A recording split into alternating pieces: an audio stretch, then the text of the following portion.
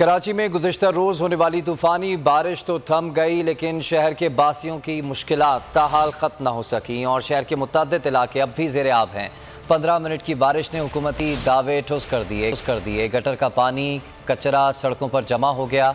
शहरी इंतहाई परेशानी का शिकार हैं। अवाम गंदगी में रहने पर मजबूर हो गए।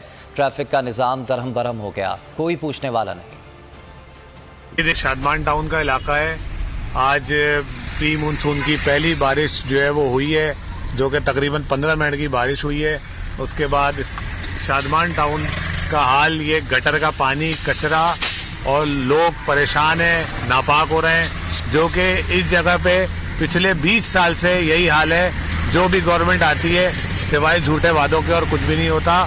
शदीद अफसोस होता है कि ये इतने बेहिस हो चुके हैं, जो कि ये इस तरीके से गंदगी में रहने के शायद आदी हो चुके हैं। आप देख सकते हैं।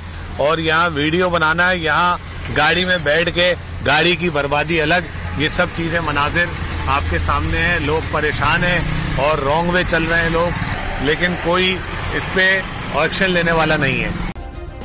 सब्सक्राइब करें और बेल दबाएं ताकि कोई खबर रह न जाए।